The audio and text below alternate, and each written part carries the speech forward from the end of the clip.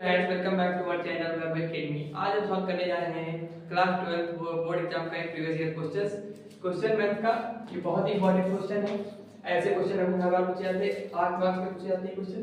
ये क्वेश्चन कुछ इस तरह से इसमें लिखा हुआ है, दीर्घवृत्त x² + 16 + y² 9 = 1 से घिरे क्षेत्र का क्षेत्रफल ज्ञात कीजिए। इसको कैसे सॉल्व करेंगे? इसमें सबसे पहले करेंगे कि ये जो लिखा हुआ है इस वाले समीकरण को लिखेंगे। पहले ये दीर्घवृत्त का समीकरण होता है, इसको लिखेंगे। लिख देते हैं यहाँ पर सॉल्यूशन। ये हो जाएगा x² / 16 + y² / 9 = 1। अब दीर्घवृत्त है हमारा, तो क्या करेंगे? इससे पहले दीर्घवृत्त का जो फिगर होता है वो बना लेते हैं। x और y एक्सिस पर इसको ऐसे लिखेंगे, करेंगे। ये हम x एक्सिस बना दिया हमने, ये हो गया x, ये हो गया y। और दीर्घवृत्त हमारा इस तरह से होता है। तो यहाँ पर हमारा कौन सा पॉइंट होता है? यहाँ पर होता है हमारा मूल बिंदु, ये होता है 0, 0। और दीर्घवृत्त पर जो यहाँ पर पॉइंट होता है ये होता है a, 0। और ये वाला होता है 0, b। ये होता है a, 0 और ये वाला होता है 0, b। आइए हम इससे a और b की वैल्यू निकालते हैं। तो दीर्घवृत्त का जो समीकरण होता है उसका मूल रूप क्या होता है देखते हैं। देखेंगे दीर्घवृत्त का वृत्त के समीकरण, दीर्घवृत्त का समीकरण, दीर्घवृत्त समीकरण क्या होता है हमारे पास? ये होता है x² / a² + y² / 1। इसको थोड़ा हम इस फॉर्म में लिख लेते हैं, इस वाले समीकरण को। ये कैसे हो जाएगा? ये हो जाएगा x² / 16, 16 किस चीज का स्क्वायर है? ये 4 का स्क्वायर होता है। लिख देंगे 4 का स्क्वायर + y² / ये 9 किस चीज का स्क्वायर होता है? 3 का स्क्वायर होता है। तो लिख देंगे 3 का स्क्वायर इक्वल लगाएंगे 1 लिखेंगे। ठीक है। अब इस वाले समीकरण से इस वाले समीकरण की तुलना करेंगे, है ना। लिखेंगे दीर्घवृत्त के समीकरण से तुलना करने पर जब इस वाले इक्वेशन से इसकी तुलना करेंगे तो a की जगह पर क्या आ जाएगा हमारे पास? 4 आ जाएगा। a की जगह पर 4 आ गया है। और b की जगह पर क्या आ जाएगा? यहाँ पर b² है, यहाँ लिखा 3²। तो b बराबर क्या हो जाएगा? 3 हो जाएगा हमारे पास। यहाँ से हमें a और b की वैल्यू निकालना है। तो आइए देखते हैं यहाँ का जो पॉइंट होगा क्या होता है? a, 0। तो इसको क्या लिख देंगे? a क्या है? 4 और 0 क्या है? तो 0 होगा। आगे यहाँ पर लिखा 0, b। b की वैल्यू क्या है? 3 और 0 की वैल्यू तो 0 होगी और b की वैल्यू क्या होगी? 3 हो गया हमारे पास, है ना। अब आगे से सॉल्व करेंगे। इस वाले समीकरण को एक बार नोट करेंगे। यहाँ से हम क्या करेंगे? y की वैल्यू निकालेंगे। लिखेंगे x² / 4 का स्क्वायर + y² / 3 का स्क्वायर = 1 हो गया हमारे पास। यहाँ पर क्या करेंगे कि y की वैल्यू निकालेंगे। कैसे निकालेंगे? y² / 3² यहाँ पर लेते हैं, इक्वल लगाएंगे। ये हो जाएगा 1 x² / 4 का स्क्वायर जो है यहाँ पर क्या हो रहा है? प्लस है, इक्वल उस तरफ जाएगा माइनस हो जाएगा। x² / 4 का स्क्वायर हो जाएगा। अब क्या करेंगे? इस 4 के स्क्वायर के साथ मल्टीप्लाई करेंगे। ये हो जाएगा 4² माइनस का x² हो जाएगा और ये नीचे मल्टीप्लाई करेगा तो ये हो जाएगा। यहाँ पर 1 मार्क कर रहे हैं, इसका इधर मल्टीप्लाई किया फिर इसका इधर किया मल्टीप्लाई और नीचे 4 के स्क्वायर को नीचे 1 से कर दिया मल्टीप्लाई। तो ये आ जाएगा 4² - x² / 4² हो गया, है ना। ये जो हमारे पास 3² है इधर क्या कर रहा है? अच्छा फिर से एक बार ये हो जाएगा y² / 3²। 3 जो का 3 का स्क्वायर है इधर डिवाइड कर रहा है y² में, उधर क्या करेगा? मल्टीप्लाई करेगा। y² = 3 का स्क्वायर ब्रैकेट बचा हमारे पास 4 का स्क्वायर माइनस x का स्क्वायर अपान में ये 4 का स्क्वायर इसके जगह में लिख देते हैं। ठीक है। अब लिखेंगे y = रूट लगाएंगे, क्योंकि इधर से स्क्वायर हटाया, स्क्वायर हटाया तो उधर रूट लग जाएगा। ये हो जाएगा 3² / 4² माइनस x² हो गया। अब क्या करेंगे, इसे यहाँ से y की वैल्यू निकालेंगे।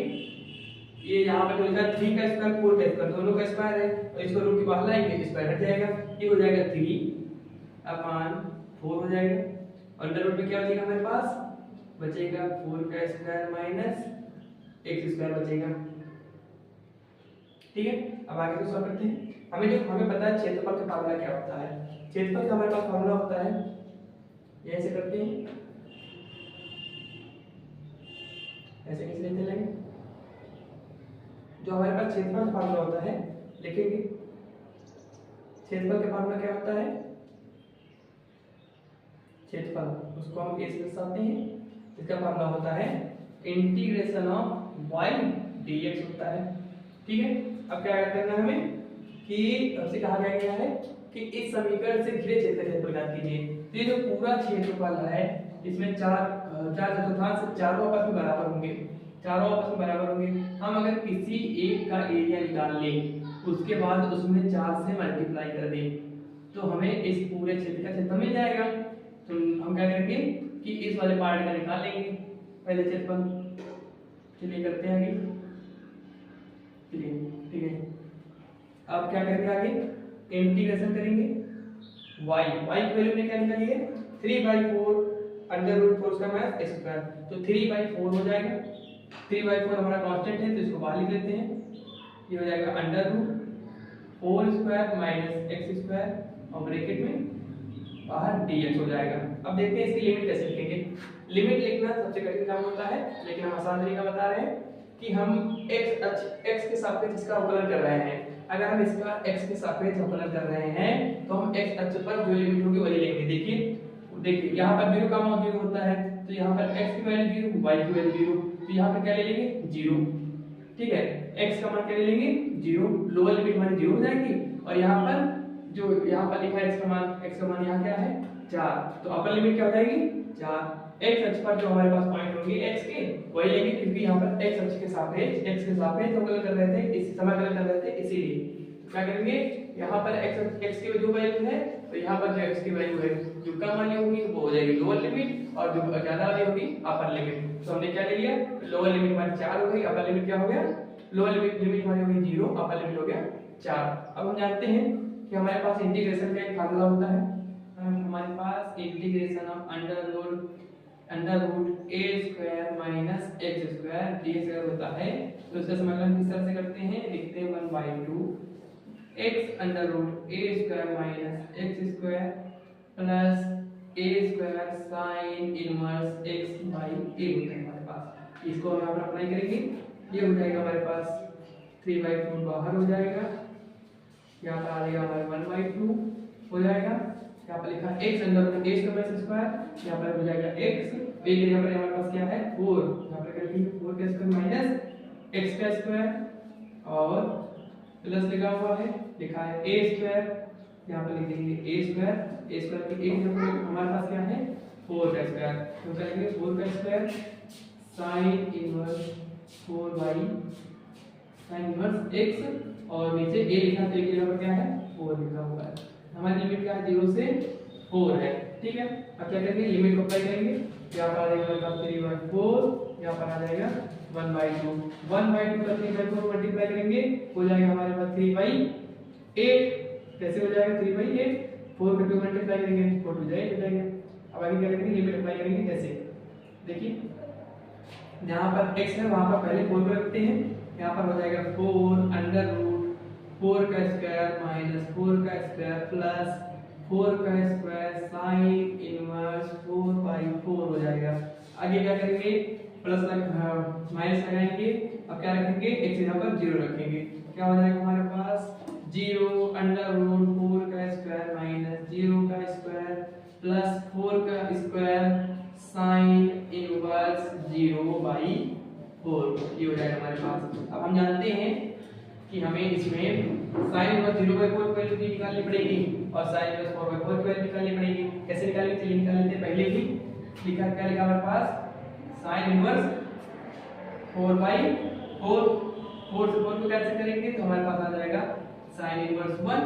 अब क्या करेंगे, हमें पता है साइन की किस कोण की वैल्यू 1 होती है, 90 की वैल्यू होती है, तो हम लिख देंगे साइन इनवर्स साइन 90 और 90 को हम किसे लिखते हैं पाई/2 से लिखते हैं। ये हो जाएगा हमारे पास पाई/2।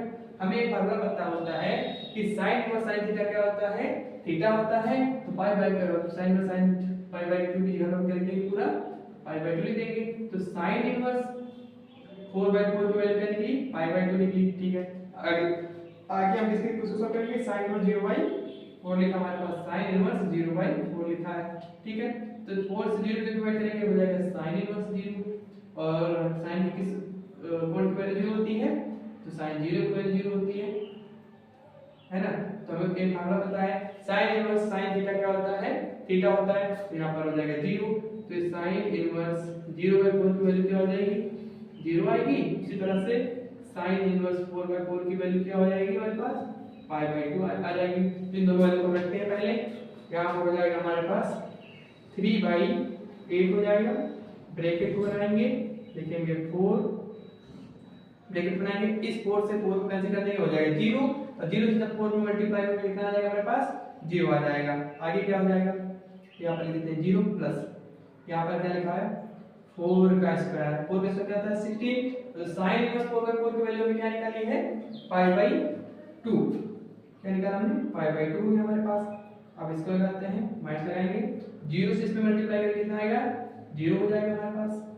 आगे प्लस लिखेंगे, साइन में 0/4 की वैल्यू निकाली हमने 0।